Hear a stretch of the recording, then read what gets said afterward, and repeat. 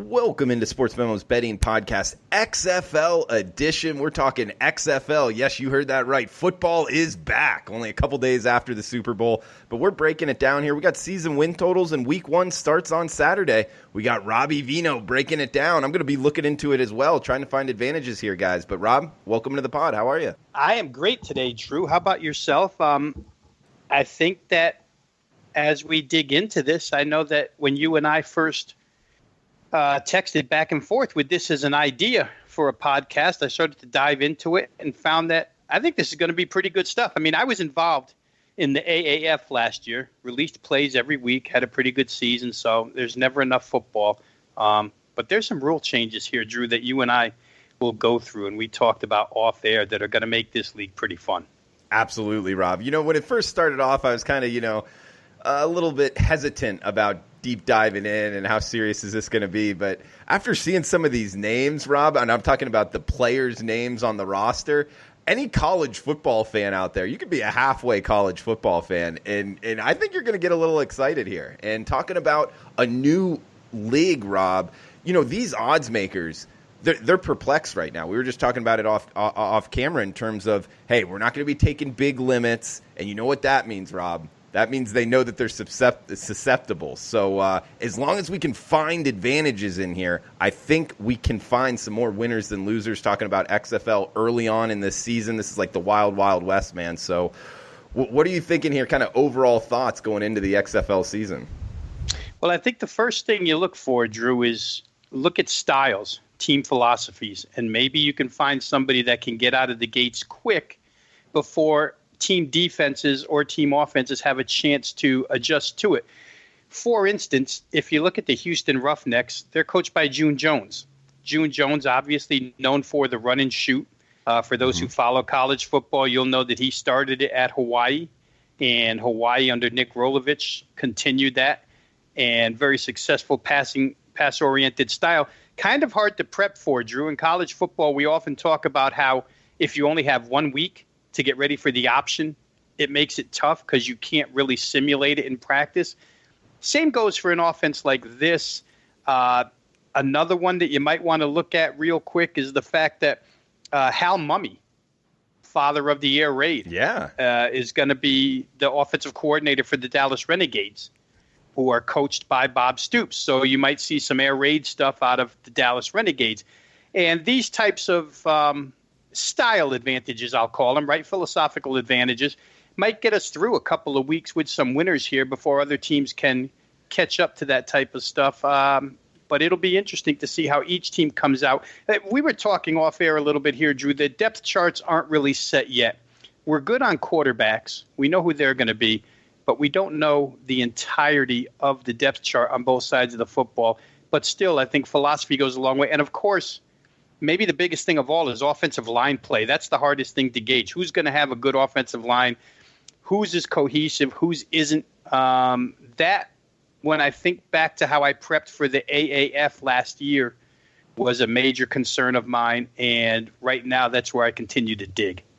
Okay, so I could see that. Offensive line, how strong are they going to be? That's going to be something that a lot of, I guess recreational bettors out there wouldn't really necessarily dig deep into. So that could be a huge advantage there. Talking about quarterbacks, obviously, quarterback, I think still with the XFL, the change in rules, it's going to be the most important position, just the way the sport sets up.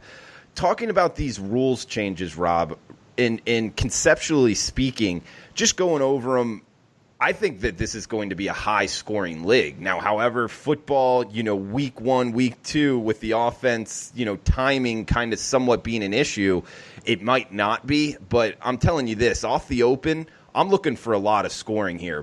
Just some of the rules changes here, Robbie. We're seeing, any part of the body inbounds and you catch the ball, that's a catch.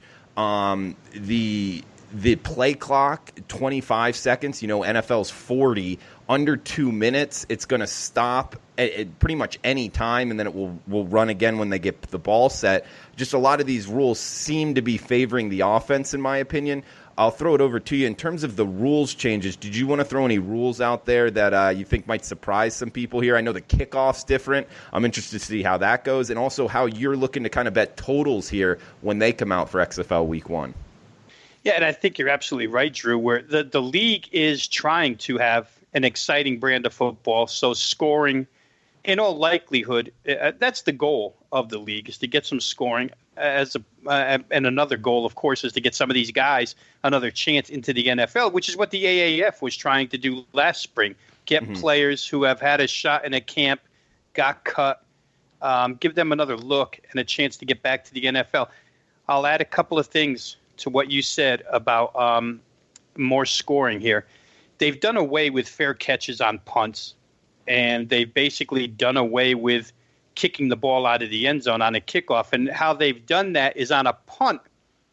If you kick the ball into the end zone on a punt, that ball automatically comes out to the 35-yard line. Gives you a short field, 65-yard field, which will deter a lot of coaches from, trying to just kick it through the end zone.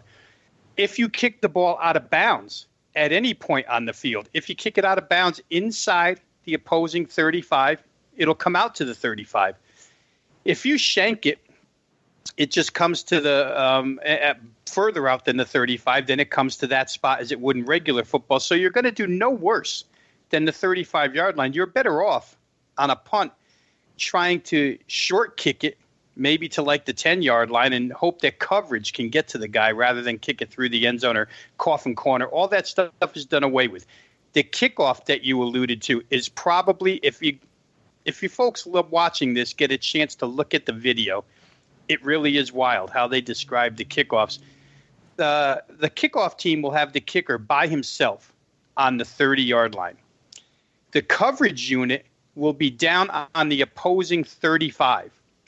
The kickoff return unit will be staring them in the face at the 30. So they're 5 yards separated, and neither team can react until the return man catches the ball. So there's no reason to fair catch. You have to return it. And from there, the play goes. The kicker does not get a running start. He has to kick it flat-footed. So that stops it from really going out of the end zone. You don't get any force behind it whatsoever. So they've done a lot of things here to try and create big plays where the NFL has fair catches and, automatic kicks out to the 25-yard line and boring stuff. That won't be the case here, at least in the kick where the kicks are returned. And I'll get to one more thing, because you talked about totals, and maybe this is the most important thing of all, because myself, and I know you too, we like to play totals. And in this league, you can take the phrase key numbers and throw it in the garbage. There are no key numbers in the XFL, so you're not betting against any, you're not getting the benefit of, well, I'll play over 46.5 because 47 wins for me and 47 is a key. In this league, when you score a touchdown, that touchdown could count for 6, that touchdown could count for 7, that touchdown could count for 8, that touchdown could count for 9, and that's all because of the extra point rule, which says if you want to make it a 1-point extra point, then you run a play from the 2-yard line. Successful, you get a point. If you want to make it a 2-point conversion, the ball backs up to the 5. If you make it from the 5, that's 2 points. If you want to make it a 3-point conversion, it backs up to the 10. And if you make it successfully, then you end up with a 9-point touchdown, which in essence, Drew, makes an 18-point lead just a 2-score game. So they've done a lot in this to make it exciting. The overtime rule we haven't even gotten into, but let's go ahead. Let's go ahead and talk about that real quick. If anybody's ever watched a soccer shootout, the XFL overtime is going to be a shootout. Teams alternate from the opposing 5-yard line. You get one play from the 5. If you score, you get 2 points. Then the other team goes to the 5, and they get a shot. If they score, they get 2 points. This goes on for 5 plays each. So 10 plays total, 5 plays each from the 5-yard line. At the end of that, if a team has made 3 and another team has only made 2, just like in a soccer shootout, the team that's made 3 wins the game. If it's tied after that, it goes to a single shootout from the 2-yard line. First team to make it with the other team missing it wins the game. If you have a total, you could continuously add points here onto your team score, with this shootout. I mean, if both teams made, just for instance, 5 successful attempts each, that's 2 points times 5 is 10 per side. That's 20 more points, and it would continue from there. So it's pretty wild, Drew. They've done an awful lot, as you said, to begin all of this, to make it exciting, to create points. Now we'll see if the offenses can go ahead and execute on all that stuff. Robbie, this is going to be wild, man. You bring up the kickoff, Robbie, and just the setup of it. I'm chuckling, but I think it's awesome. I mean, it's going to be way better than the kickoffs now, in my opinion, anyway. Just having everybody already down there. I mean, there's probably we talk about head coaches. We got Hal Mummy. We got June Jones. These guys are innovators. They're thinking about, all right, when we really need a kickoff return, we're going to do this, and we're going to see stuff that we haven't seen before in the past. I think it's going to be really exciting. Talking about some of these players, man. The Seattle Dragons is a team that I circled mainly for past betting success on some of these names. I'll throw them out to you. I know you're going to know them. Quarterback B.J. Daniels from USF. If you know B.J. Daniels, guys, that USF, I believe back in maybe 2012, 2013, that time frame. Man, if you were betting on USF, you were making some money. He can throw the ball and run the ball. He's just a little bit shorter. That's why I don't think he made it into the NFL, at least not having a successful career. I know he did get drafted. Also, Keenan Reynolds. That's the most rushing yards by any quarterback in college football, over 4,500 rush yards. He was the quarterback actually for Navy. He's a wide receiver on that team. There's some big names there. I feel, Robbie, that it's kind of like regional. The Tampa Bay team has 23 players from the state of Florida, either from Florida or played college in the state of Florida. So there's kind of a lot of regional stuff happening as well. We got just to name the teams here: Seattle Dragons, DC Defenders, LA Wildcats, Houston Roughnecks, Tampa Bay Vipers, New York Guardians, St. Louis Battlehawks, Dallas Renegades. Just to give you a who's in the league type thing, week 1 here. Robbie, is there anything else you wanted to kind of throw out there in terms of what you're looking to bet maybe week 1? We also have season win totals that we can hit on before we shut this down. But week 1, ways you're looking to maybe attack the marketplace when they do release sides and totals. Well, I would think, as I mentioned earlier, Drew, I'm interested to see where Houston will shape up as far as point spread is concerned, because I do think June Jones will be a step ahead. Remember in the AAF, that Steve Spurrier's Orlando team wound up being the best team in the league, but because he was so innovative offensively, he got to it immediately, and it took defenses a long time to catch up with him, and really they had a pretty good defense to go with it. So that's kind of what you're looking for here. I would think the Hal Mummy team, the June Jones team. Also, there's some very innovative offensive coordinators that I haven't mentioned, Drew, because we know that Jim Zorn, who is the head coach of the team you just mentioned, the Seattle Dragons, Jim Zorn, I feel, will be very innovative. And his offensive coordinator is Mike Riley, who we know from Oregon State fame and in the college ranks. And the players that you talked about, Keenan Reynolds, B.J. Daniels, I mean, what you could come up with those guys on conversion-type plays could be pretty wild. So you want to look at that. There was another one I wanted to mention here real quick, and that's home field advantages.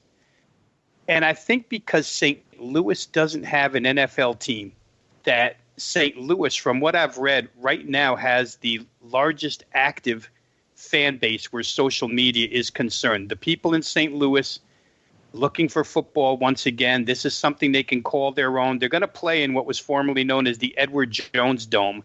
They've changed the name on that. I think I have it here. It's now called the Dome at America Center. But regardless, it's a football dome that will probably be very loud, very rowdy, and play to the benefit of the St. Louis Battlehawks when they have home games. So you might want to look at stuff like that. Quarterback there, Drew, I know you'll know the name. He took over the job at Ole Miss from Shea Patterson. Jordan Ta'amu has been named the starting quarterback there at St. Louis. So another guy who we know from college football who lit it up in an wide open type offense that may be good as well. there's just, as I go through it, I find more and more things to look at. But off the top of my head, those are a few. The two smallest stadiums in this league will be the DC Defenders, who will play in a soccer stadium, the DC United Soccer Stadium, and the LA Wildcats, who are going to play in the same soccer stadium that the LA Chargers played in. Let's hope that the Wildcats get more home fans than away fans, unlike what the Chargers got. But everybody else is in a major stadium. So this ought to be fun. Yeah, and Robbie, just going down the week one schedule here, Seattle at D.C., Los Angeles at Houston, Tampa Bay, New York, St. Louis versus Dallas. Do you have a team circled here that you're looking to kind of bet on week one, or are you not to that point in the week? Well, from what I've gathered so far, Drew, the Houston-LA matchup will be a matchup of Houston getting the ball out quick offensively against a Los Angeles defensive front that, from what I've read, has been probably the most impressive front seven in the league so far. So that'll be an interesting matchup there. June Jones's run and shoot really gets the ball out quick, might negate a lot of the pass rush that LA has to offer. I might look at that. The St. Louis Battlehawks is a team that when you look on the futures board, you'll find them listed as a real long shot. But they've got some good qualities about them, Drew. And one of them is, they can line up a defense if they wanted to. They can line up an 11-man defense with no player under 6'4". It's a massive defensive unit that will be able to pressure the passer, that will have corners that'll be pretty long in coverage. And as I mentioned before, Jordan Ta'amu at quarterback, dual threat. I kind of like the idea of him. And they've got some key players on that offense, which maybe the offense can help out a little bit. The head coach there, Jonathan Hayes, former tight end of the Kansas City Chiefs, and the offensive coordinator there, Chuck Long, who had a long storied career as coach and also as quarterback of the Detroit Lions and Iowa Hawkeyes before that. So, maybe as a long shot, if you're looking for a future board, St. Louis has a shot. But as far as week one, from what I saw immediately, I think Houston might be able to negate what LA does best and take advantage of them with their run and shoot attack. I like it, Robbie. And guys, I think before I said when sides and totals will be released, but actually we do have sides out, Robbie. I got my Westgate app here open. Good. So I'll just read them off to you. Let me know if anything kind of surprises you. Seattle, DC. We got DC at home -7 in the hook. From what I've gathered, Drew, DC is the better team, but I don't know. 7.5 sounds pretty stiff. We got Los Angeles Wildcats, Houston Roughnecks in the later game on Saturday. We got the home team, Houston Roughnecks, -5 in the hook. Yeah, see, that's a game where I think we do have an advantage. We just discussed it. Yeah. I think that the offense will be able to take care of what LA does best, so I might look toward Houston in that game. We got Tampa Bay Vipers at New York Guardians in the early game on Sunday. Tampa Bay -2 in the hook on the road, the only road favorite. Yeah, now, again, from what I've been reading, Drew, and trying to put notes together, the New York Guardians team has the best defensive backfield inside this league, which could help them against a Tampa Bay club, which will likely be a team that throws the ball with Mark Trestman as the head coach there.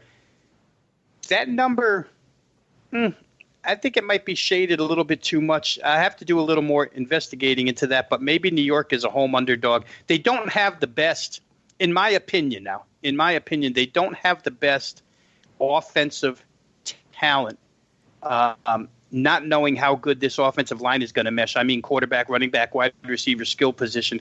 Really, they're down the charts a little bit, but I like their secondary here. It might match up well with Tampa. And then last game on Sunday, we got 407-408 St. Louis Battlehawks at the Dallas Renegades. Looks like Dallas, the heaviest favorite on the board here, -10 at home. Yeah, I think that might be too many. Although, again, you're dealing with a St. Louis team that will have to face a Hal Mummy offense in week one. Can you prepare for that? I'm not sure that they can prepare for the air raid week one of the season. Maybe if this were week 3, be a little bit easier, but still 10 sounds like a lot. In a league, Drew, where the talent was purposely dispersed to make every team equal. At least they tried their best to make every team equal. They didn't want any team having a head start personnel-wise. But what the coaches mold that into is what we're going to find out. I think that Dallas could be a little bit troublesome, but I might look to take 10 with St. Louis because I don't think that's that big of a mismatch. And Robbie, I'm reading these lines off of the Westgate app here in Las Vegas.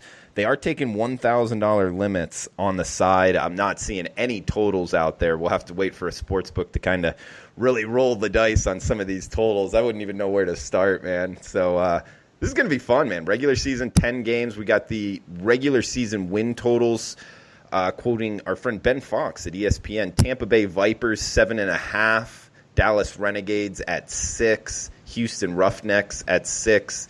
DC Defenders at 5.5.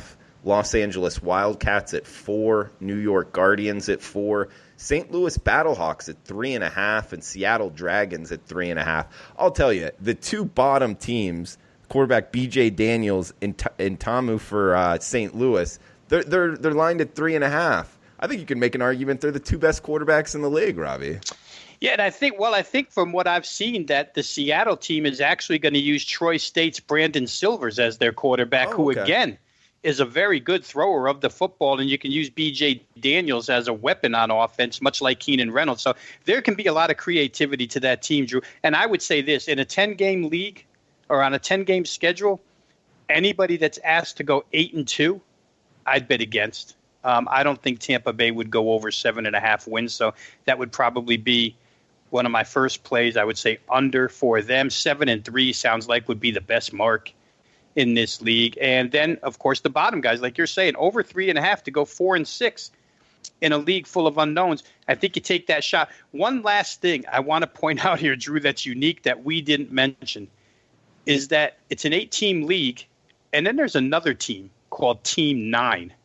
Team 9 was just formed today officially, and it's basically the I don't want to call it the minor leagues, but let's say you're Seattle and you go out and in game one a starting wide receiver gets hurt. You look to Team 9, they supplement that. You go down there and you pick a wide receiver. Team 9 actually practices every day just like a regular team would. They have a head coach like a regular team would, but it's to keep 40, 50 guys in shape for injury purposes. If you get injured, you just look down to Team 9. We need an offensive tackle. Boom. You pull one up, a guy who's been practicing, a guy who's ready to go. You don't have to look to the streets to somebody selling insurance. So Vince McMahon and company have all angles figured out here.